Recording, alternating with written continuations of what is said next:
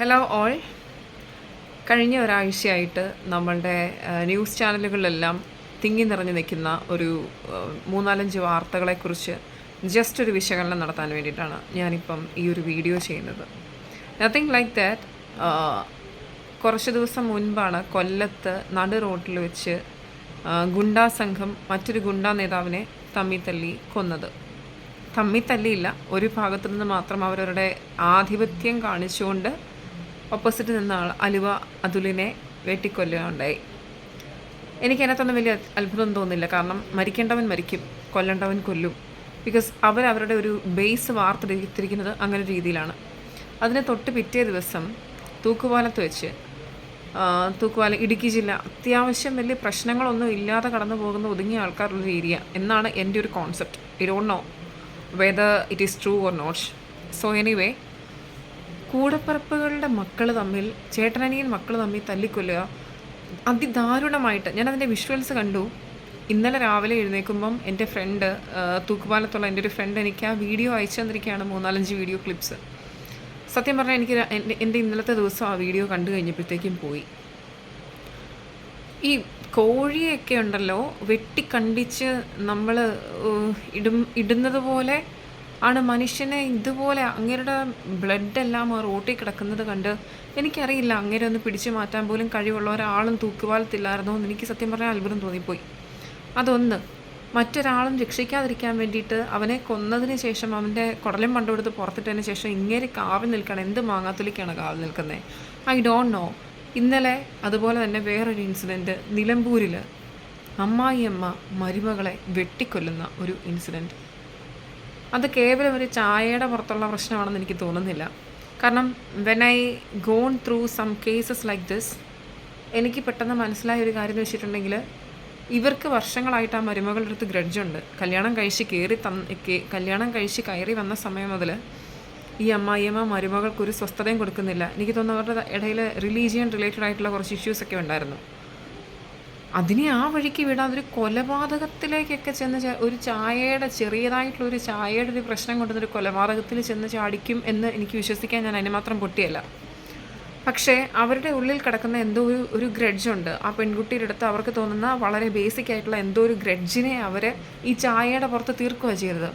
അവർക്ക് അവരുടെ സ്വന്തം മകൻ്റെ കുഞ്ഞുങ്ങളെ ഒന്ന് ചിന്തിക്കത്തില്ലായിരുന്നോ? ആ 3 വയസ്സും 5 വയസ്സും പ്രായമുള്ള കുഞ്ഞുങ്ങളുടെ മുൻപിൽ വെച്ച് ഇവർ അതുങ്ങളുടെ സ്വന്തം അമ്മയെ വെട്ടിക്കണ്ടെന്നുണ്ടോ ആക്കുന്ന ഒരു കാഴ്ച കുഞ്ഞുങ്ങൾ കാണുന്ന ഒരു സിറ്റുവേഷൻ ഒന്ന് ഇമാജിൻ ചെയ്ത് നോക്കിക്കേ. എത്രത്തോളം അത് ഭീകരമാണെന്നുള്ളത്. ഇവരുടെയൊക്കെ മനസ്സിൽ പണ്ട് മുതൽ ഇത്രത്തോളം ക്രിമിനൽ ടെൻഡൻസി കിടക്കുവാണോ? അതോ ഈ പെൺകൊച്ചി വന്ന് കയറിയതിന് ശേഷം പുതിയതായിട്ട് ഉരുത്തിരിഞ്ഞതാണോ? എനിക്കറിയത്തില്ല ഇതിൻ്റെ എല്ലാം പിന്നിലെ സൈക്കോളജി എന്തുവാണെന്നുള്ളത്. അവർ നല്ല ആരോഗ്യമുള്ള സ്ത്രീയാണ്. ഇവർക്ക് ഒരു ഗ്ലാസ് ചായ ഇട്ട് കുടിക്കാനായിട്ടൊക്കെ പറ്റും. ഈ മരുമകളുടെ സമയവും സൗകര്യവും നോക്കി 5 വയസ്സും 3 വയസ്സുള്ള കുഞ്ഞുങ്ങളുടെ എല്ലാം 6 മണി സമയമാണ് നോക്കുന്നത്. രാവിലെ 6 മണി സമയത്ത് സംഭവിക്കുന്ന കാര്യമാണ്. കുഞ്ഞുങ്ങളുടെ അടുത്ത് വെള്ളം ചോദിക്കുന്നു. കുഞ്ഞുങ്ങൾ വെള്ളം കൊണ്ട് കൊടുക്കുന്നതിന് മുമ്പേ ആ അമ്മ മരിച്ചു പോവുക. എനിക്ക് എൻ്റെ ദൈവമേ, സത്യം പറഞ്ഞാണ്ടല്ലോ, I do actually question the existence of humanity after watching all these news. എന്തിനാണ് സത്യം പറയാനുണ്ടല്ലോ, ഈ ഇൻസ്റ്റഗ്രാമിലും ഫേസ്ബുക്കിലുമാണ് പിള്ളേർ എപ്പോഴും എന്ന് പറയുന്നത്. അവിടെ തന്നെ ഇരുന്നോട്ടെ, ദാറ്റ് ഈസ് ബെറ്റർ. അങ്ങനെ ഒരു സൊസൈറ്റി ആണെങ്കിൽ പോലും ഇത്രത്തോളം പ്രശ്നങ്ങളുണ്ടാകുന്നില്ല. ആ കുഞ്ഞുങ്ങൾക്ക് ഇനി പുതിയൊരു അമ്മയെ കിട്ടിയാലും അവരുടെ അച്ഛൻ അവരെ അത്രത്തോളം സ്നേഹിച്ചെന്ന് പറഞ്ഞാലുണ്ടല്ലോ, കുഞ്ഞുങ്ങളുടെ മനസ്സിൽ അമ്മ രക്തത്തിൽ കുളിച്ച് കിടക്കുന്ന ആ ഒരു കാഴ്ച കാണുന്ന കുഞ്ഞുങ്ങളുടെ മാനസികാവസ്ഥ അതൊരിക്കലും അവർക്ക് മാറത്തില്ല. ആദ്യം ഈ ഒരു വീഡിയോയുടെ വിഷ്വൽസിൽ ഞാൻ ആ സ്ത്രീയുടെ നൈറ്റി കണ്ടപ്പം അതിൽ റെഡ് കളർ സ്പോട്ടിംഗ് ഉണ്ട്. ഞാനത് ഓർത്തു, ഓക്കെ, നൈറ്റിയുടെ ഡിസൈനാണെന്ന്. പക്ഷെ പിന്നീടൊരു വീഡിയോ കുറച്ചും കൂടെ ക്ലിയർ ആയിട്ട് കണ്ടപ്പോഴാണ് എനിക്ക് മനസ്സിലായത് ആ അമ്മായിയമ്മയുടെ നൈറ്റി മുഴുവൻ മരുമകളുടെ രക്തമായിരുന്നുള്ളത്. So what is actually the solution for all these problems? ഈ അമ്മായിയമ്മയും മരുമകളും തമ്മിലുള്ള വിഷയം ഇവർ പലതവണ ഭർത്താവിനടുത്ത് പറഞ്ഞിട്ടുണ്ടാവണം, തീർച്ചയായിട്ടും പറഞ്ഞിട്ടുണ്ടാവും. ആ കെട്ടിയവൻ എന്നാ മണുകുണാഞ്ചനാണ്. ഈ പെണ്ണിനെയും ഭാര്യയും കുട്ടികളെയും കൊണ്ട് അവനെ ഓട്ടോ ഓടിച്ച് കിട്ടുന്ന വരുമാനമാണെങ്കിൽ പോലും ചെറിയൊരു വാടക വീടാണെങ്കിലും എടുത്ത് ഈ ഒരു മൂദേവിയുടെ കയ്യിൽ നിന്ന് ആ പെൺകൊച്ചിനെ രക്ഷിക്കുക എന്നുള്ള അടിസ്ഥാനപരമായിരിക്കുന്നൊരു കർത്തവ്യം അവൻ ചെയ്യേണ്ടതായിരുന്നു. പക്ഷേ ഇത് അവൻ അതുപോലും ചെയ്തില്ല. അവൻ എന്തൊരു മണുകുണാഞ്ചനാണെന്നാണ് ഞാൻ ചിന്തിക്കുന്നത്. ഈ ഒരു ഭാര്യ ഒരു ഭർത്താവിൻ്റെ അടുത്ത് എനിക്ക് ഇവരോടൊപ്പം താമസിക്കാൻ പറ്റത്തില്ല എന്ന് പറയുന്നതിനകത്ത് കുറച്ച് റീസൺസ് ഉണ്ടാവും. അവനിപ്പോൾ സ്നേഹിച്ച് കെട്ടിക്കൊണ്ട് വന്നതാണെങ്കിലും ശരി, കല്യാണം ആലോചിച്ച് കൊണ്ടുവന്നാണെങ്കിലും ശരി.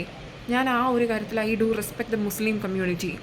അവരെന്ത് തറവാട്ടിലെ ഇളയ കുട്ടിയാണെങ്കിലും ശരി, ഒറ്റമോനാണെങ്കിലും ശരി, മൂത്തമോനാണെങ്കിലും ശരി, എങ്ങനെയാണെങ്കിലും ശരി, ഭാര്യ എനിക്ക് ഈ കൂട്ടുകുടുംബത്തിനകത്ത് നിൽക്കാൻ പറ്റത്തില്ല എന്ന് എപ്പോൾ ഡിക്ലെയർ ചെയ്യുന്നോ ആ സെക്കൻഡിൽ ഇവർ ഭാര്യയും കൊണ്ട് പോകും. ഭാര്യയും കൊണ്ട് വേറെ വീട്ടിൽ മാറി താമസിക്കാനായിട്ടിടയാവും. പറ്റുവാണെന്നുണ്ടെങ്കിൽ നിങ്ങളുടെ മക്കൾ പറ്റത്തില്ലാത്ത സമയത്ത്, വലിയ തിരിച്ചറിവില്ലാത്ത സമയത്തൊക്കെ ഈ എടുത്തിയാട്ടത്തിൻ്റെയൊക്കെ പുറകെ ഇറങ്ങിപ്പോകുന്നവരുണ്ടാവും, സ്നേഹിച്ച് കല്യാണം കഴിക്കുന്നവരുണ്ടാവും. അവരെ പക്ഷേ എഴുതി തള്ളി പടിയടച്ച് പിണ്ടം വെക്കുന്ന ഒരു സ്ഥിതിയിലേക്ക് പേരൻസ് പോകാതിരിക്കുക.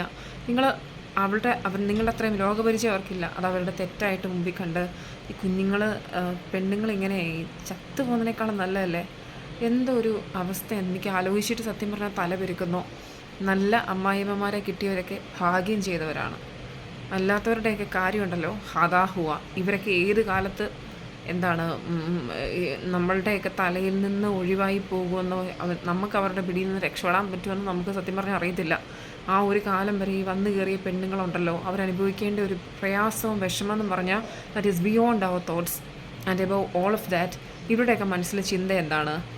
അവർക്ക് അവരുടെ മോനെ മാത്രം അവർ മാത്രം 10 മാസം നൊന്ത് പ്രസവിച്ച് ഡെലിവർ ചെയ്ത പ്രോഡക്റ്റും നമ്മളെയൊക്കെ ഫ്ലിപ്കാർട്ടിൽ നിന്ന് ഈ കെട്ടിക്കേറി വരുന്ന പെൺമക്കളെ അവരുടെ അപ്പനും അമ്മയും ഫ്ലിപ്കാർട്ടിൽ നിന്ന് ഓർഡർ ചെയ്ത് കാശ് കൊടുത്ത് വാങ്ങിച്ചാണെന്നാണോ ഈ അമ്മായിമാരുടെയൊക്കെ ചിന്ത?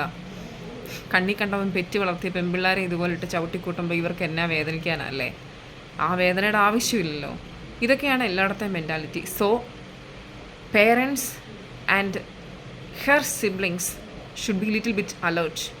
ഇനിയും ഒരുപാട് റെജിലമാരുണ്ടാകാതിരിക്കട്ടെ. ഇനിയും ഒരുപാട് ശാന്തമാരെ നിങ്ങൾ വളം ഇട്ട് വളർത്താതിരിക്കുക.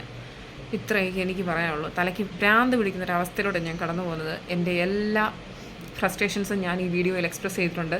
Please beg my pardon if I did something wrong. Thank you for watching. Bye.